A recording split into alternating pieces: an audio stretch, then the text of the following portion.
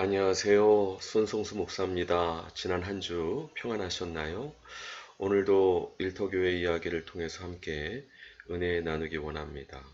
오늘은 일터에서 주님의 뜻을 발견하는 소명, 또 동기부여에 관한 말씀입니다. 사실 외부적인 보상은 오히려 내적 동기부여 시스템을 망가뜨려서 지속적인 동기부여가 어렵다고 하는데요. 내부적인 동기부여 할 수 있는 시스템을 구축하는 부분이 중요하다 이야기를 하고 있습니다. 그런데 그러면 어떻게 내부적인 동기 시스템을 부여할 수 있을까요? 그것은 하나님께서 이미 우리에게 허락하신 소명을 발견할 때 그와 같은 동기부여가 되고 어떤 외적 보상이 없어도 주신 사명 충성하며 또 착하게 감당하게 인도해 주시는 줄 믿습니다. 말씀 한 구절 보겠습니다. 예레미야 1장 4절로 10절 말씀인데요. 여호와의 말씀이 내게 임하니라. 이르시되 내가 너를 모태에 짓기 전에 너를 알았고 내가 배에서 나오기 전에 너를 성별하였고 너를 여러 나라의 선지자로 세웠노라 하시기로 내가 이르되 슬프도소이다 주 여호와여 보소서 나는 아이라 말할 줄을 알지 못하나이다 하니 여호와께서 내게 이르시되 너는 아이라 말하지 말고 내가 너를 누구에게 보내든지 너는 가며 내가 내게 무엇을 명령하든지 너는 말할지니라.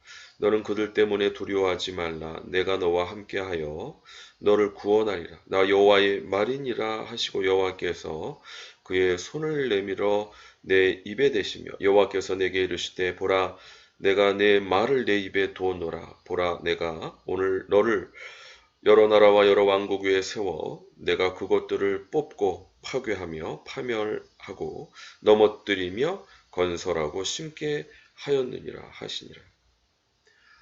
예레미야 선지자에게 그의 소명을 일깨워 주시는 하나님의 말씀인데요.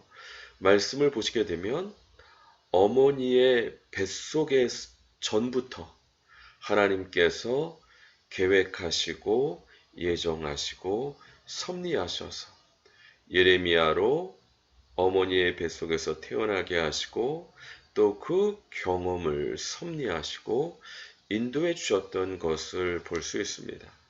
이런 것처럼 우리는 아직 알지 못하지만 우리를 위한 하나님의 계획과 목적, 소명은 우리가 이 땅에 태어나기 전부터 하나님께서 계획하시고 또 부르시고 또 사명을 주시는 것임을 알 수 있습니다.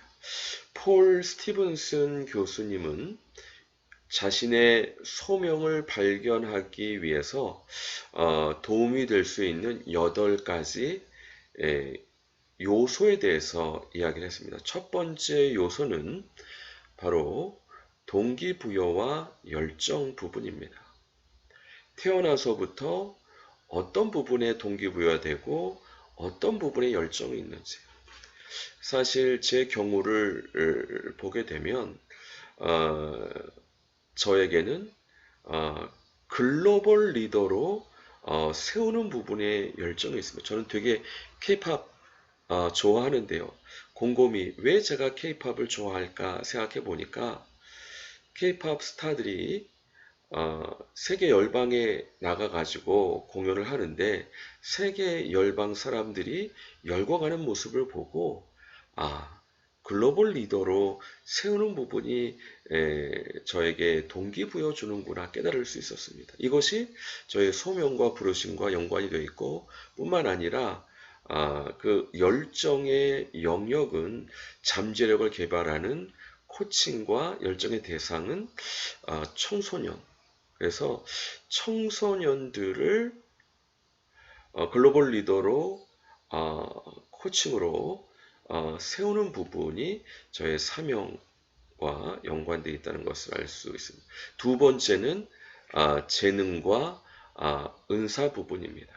하나님께서 저로 재능을 개발하게 하시고 인도해 주셨는데 특별히 코칭, 뭐 직업 상담, 뭐 취업 상담입니다. 그런데 최근에 주님께서 뿐만 아니라 또 영어 부분도 좀 더 이미 허락하신 유업임으로 개발하라는 또 인도하심을 주셨습니다. 또 은사적으로는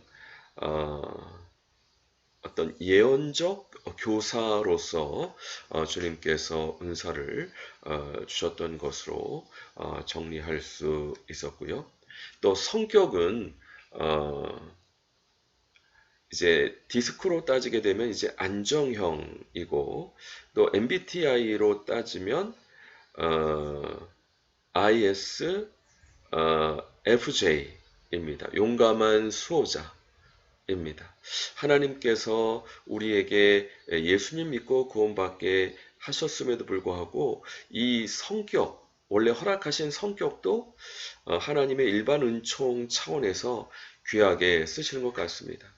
또 어떤 가치는 저에게 있어서 특별히 예언이나 새로운 부분을 배우는 부분이나 부지런함에 대해서 가치 있게 여기는 제 자신을 발견할 수 있을 거예요. 특별히 폴 스티븐슨 교수님의 독특한 부분은 섭리적 상황이라는 요소입니다.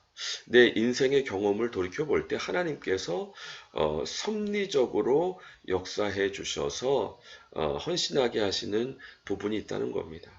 저 같은 경우는 특별히 어떤 억울한 일을 당하는 그 여성분들을 돕는, 그리고 또 14년간의 개척을 통해서 우리 목사님들을 또 변호하고 옹호하는 그와 같은 섭리적 상황이 있었던 걸 알 수 있고요. 그 다음에는 기능적 심리적 장애 요소도 사명을 감당하는데 짚고 넘어가야 할 부분으로 이야기를 하고 있습니다. 저 같은 경우는 참 오픈하기 부끄러운 부분이지만 진실하지 못하고 좀 위선적인 부분이 있다는 것을 이제 발견했습니다. 그래서 제가 사명을 감당하려면 위선을 회개하고 진실하게 솔직하게 얘기하는 부분을 개발해야 되는 부분을 인식할 수 있었고요. 또 한 가지는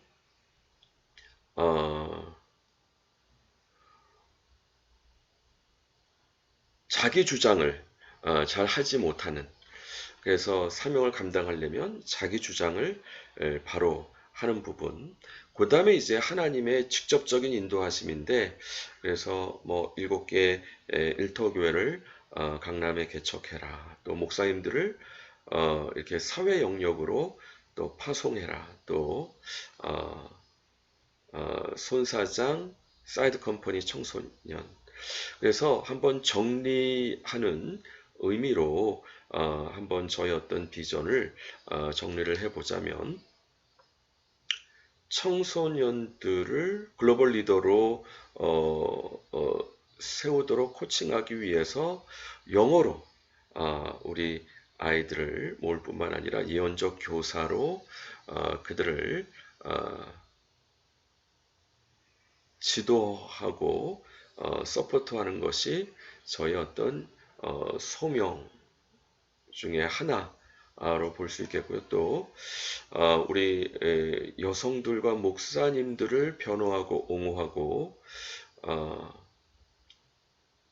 도와주면서 무엇보다 재정 자립하기 위해서 인테리어 사업과 또 예언적 교사를 통해서 지원하는 일이 저희 어떤 사명. 그래서 그분들 하여금 지속적이고 온전한 지역교회뿐만 아니라 일터 사역까지 감당하게 하도록 돕는 것이 저희 사명이다, 이렇게 말씀드릴 수 있겠습니다. 무엇보다 우리가 하나님께서 허락하신 일을 함에 있어서 동기부여되려면 어떤 외적 보상이 아니라 이미 허락하신 소명을 발견해서 내적 시스템을 개발할 때 지속적으로 동기부여될 수 있는데, 모쪼록 주님께서 허락하신 이 비전을 발견함으로 동기부여해서 착하고 충성되게 주님께 헌신하시는 저와 모든 도역자분들 되시길 주님의 이름으로 간절히 축원드립니다. 같이 기도하겠습니다. 그렇습니다. 오늘 말씀을 통해서 또 우리 폴 스티븐슨 교수님의 여러 가지 요소를 통해서 어떻게 주님께서 주시는 사명을 발견할 수 있는지 살펴보았습니다. 이와 같은 요소를 통해서 하나님께서 우리를 만드시기 전에 이미 허락하신 여러 가지 계획과 목적과 소명을 발견해서 주님께 헌신함으로 보다 동기부여돼서 주님의 비전을 열심을 품고 주님을 섬기게 협조금 없도록 축복해 주시고 은혜 내려 주시옵소서. 함께 해주신 주님의 은혜를 감사드리옵고 예수 그리스도 이름으로 기도드립니다. 아멘. 수고하셨습니다. 감사합니다. 또 다음 주 반갑게 뵙겠습니다.